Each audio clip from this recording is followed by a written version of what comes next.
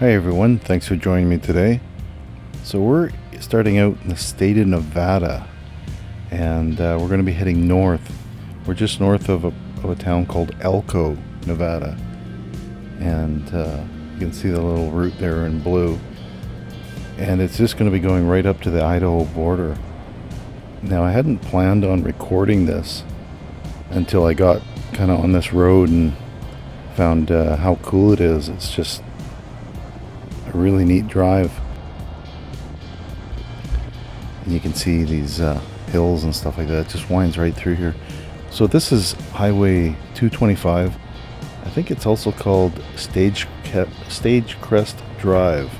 So if you look that up, Stagecrest Drive. It's like a highway, proper highway, but it's so windy.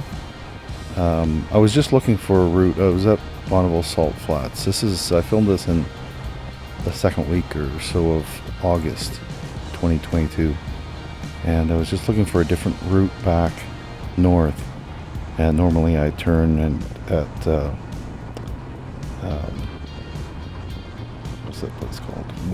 Wells. I think it's called Wells, and then you head north towards Twin Falls, Idaho. That's actually where Evel Knievel did the jump across the Snake Canyon. So his ramp is still there and everything. But anyway, normally I take that route when I go down every year.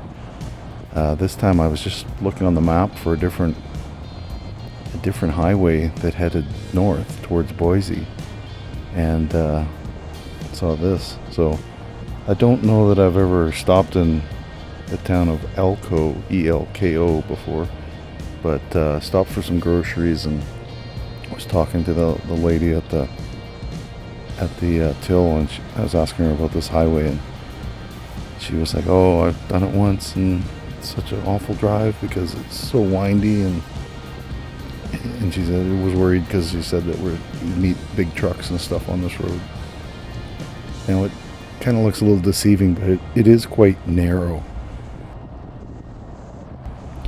Quite narrow and windy, and you're right up against the cliffside. So I guess if you're not comfortable driving when there's like no shoulder, like places like this, and you can't see around the corner, I could see how this would be a little unnerving. I was pulling a trailer on this trip, and no worries, but you have to be aware that if you come down this road and you've got a big RV, you might be a little more stressed out than if you're just in a car, because it actually is quite narrow. There's not a lot of room if you had to get out of somebody's way or something. And occasionally there's a rock on the road, like nothing big, but not a lot of room to go around it if you had to. But just amazing drive. Like I'd never see a road like this kind of in BC. They would have blasted it straight through all this rock. So this must be like an old wagon road or kind of a historic kind of trail, and they just paved it, but they didn't alter it in any way. So it's just super windy. There's a few places you can pull over, and little nature interpretive kind of areas and stuff, and kind of day use sort of things. I didn't stop at any of them, but my next trip I probably will.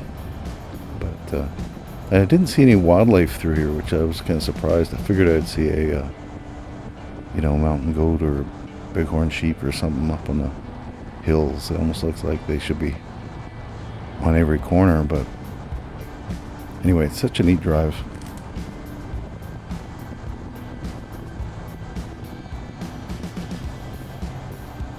Now where I turned off that Elko, that's the highway, I think it's called Highway 80, and it goes from, say, Salt Lake City to Reno, so it's heading east-west. And I just turned off there. When you get into Idaho, like just past where I'm going to stop, it's basically right at the border with Idaho. There's a couple different routes you can go to head back over to the main highway and kind of in the Boise area. But it's not as interesting as this. As soon as you get into Idaho, it's kind of pretty flat and basically just farmland.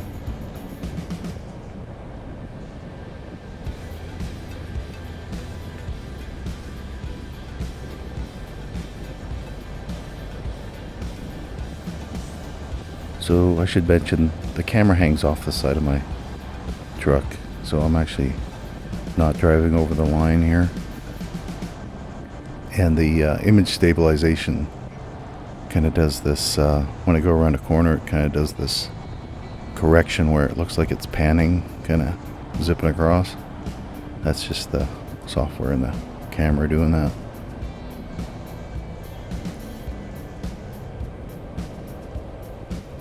It's little jerks once in a while as it's turning.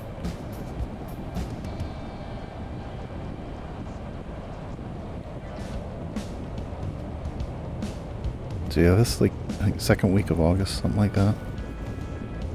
And it was funny when I was driving along here. Every once in a while, I'd see these like a big beetle or something on the ground, like walking across the road, and you know, about 2.5, 3 inches long, like a big beetle, the size of your thumb. And I couldn't figure it out. I just kept seeing them.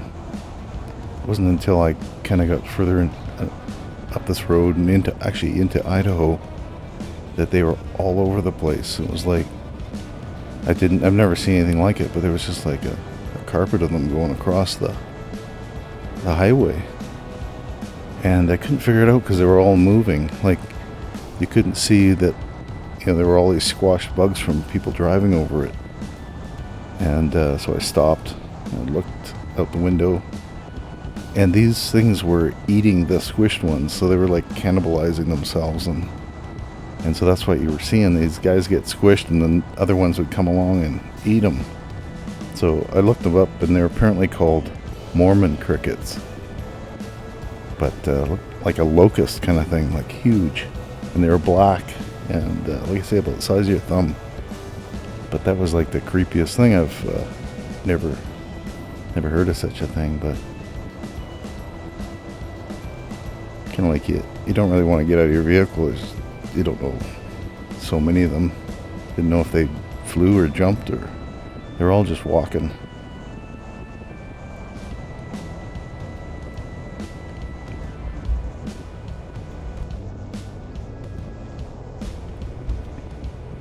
So there's this little creek or river, I guess. I don't know what to call it. Some places here it gets a little wider, but yeah, it's pretty neat. All the way along here, it's like this little water source.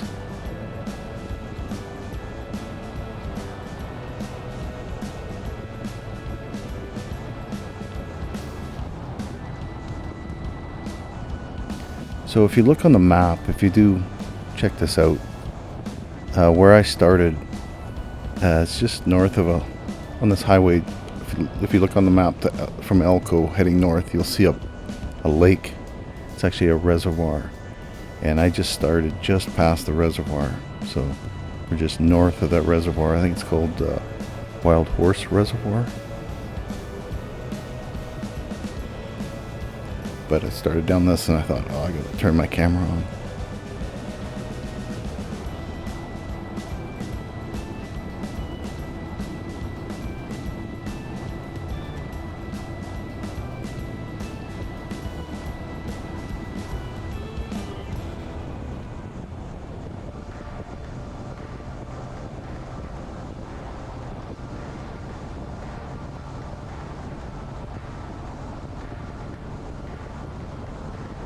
I'm sure this looks a lot different in the springtime. All the grass is green and that.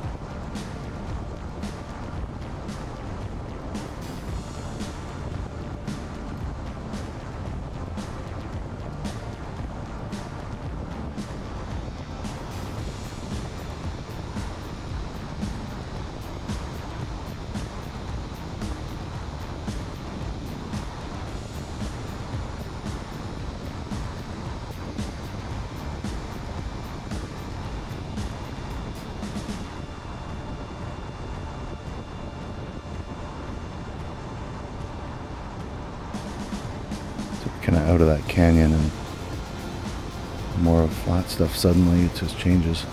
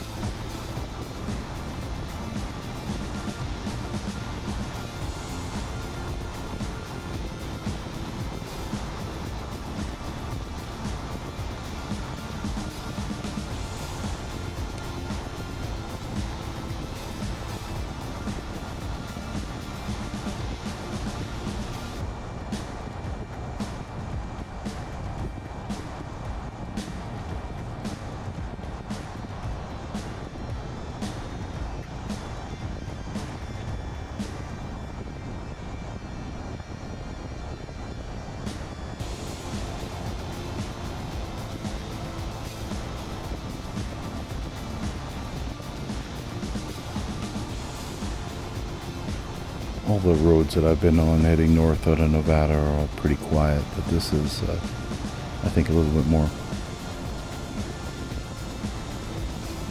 quiet than the other ones. But like most people drive through, I think it's the town of Jackpot, just south of Twin Falls, and head down that road.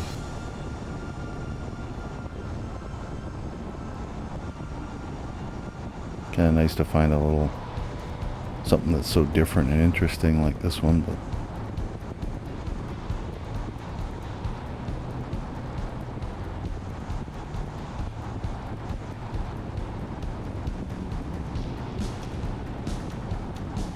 we're going to be going to this little place called Mountain City, and it didn't have a whole lot of stuff there. A couple of businesses. I didn't stop, but I think might have been a bar and maybe a little restaurant and a corner store or gas station. I can't remember, but yeah, you have to go a little bit further to get to the cross into Idaho, and it's actually a reservation there. It's called Duck Valley Reservation. I think I looked it up and it said it was a Shawnee Paiute tribe. But yeah, anyway, they had a pretty good sized store and gas station just a little beyond where I stopped, and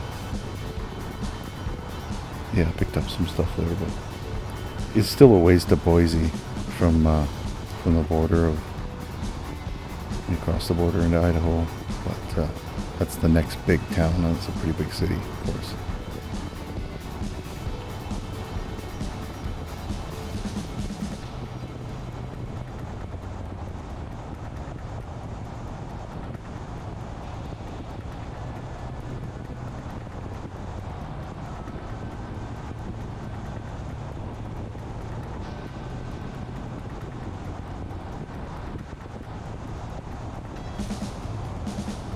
Yeah, I know very little about this area, but if you got anything, any information you can add, put it in the comments, because I'm going to go back this way, and it's I'll probably do a little more research before my trip next time, but next year.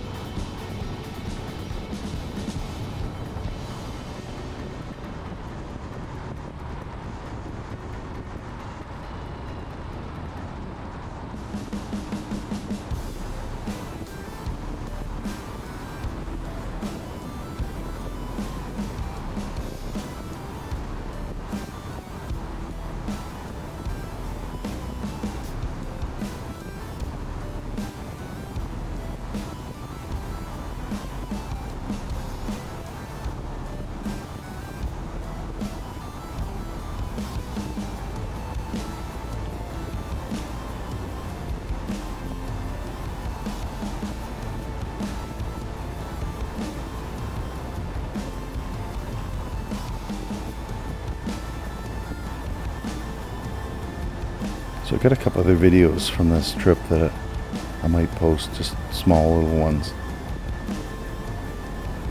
I think I was recording when I was driving on the salt flats, and I think I've recorded something, so I might post something about that in the next little bit here. But yeah, I think we're getting pretty close to that mountain city. Yeah, slowing down. I think I remember there was a police car parked on the side of the road, nobody in it, but probably just to get people's attention, make sure they weren't sailing through.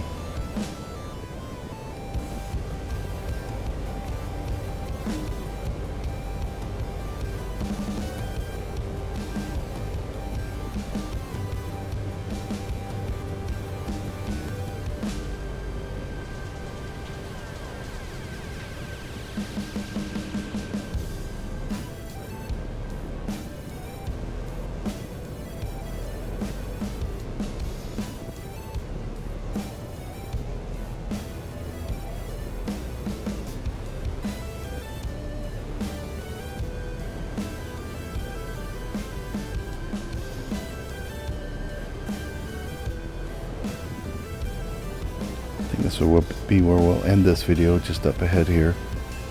But if you like this kind of thing, think about subscribing, or go back and check out some of the videos I posted last year.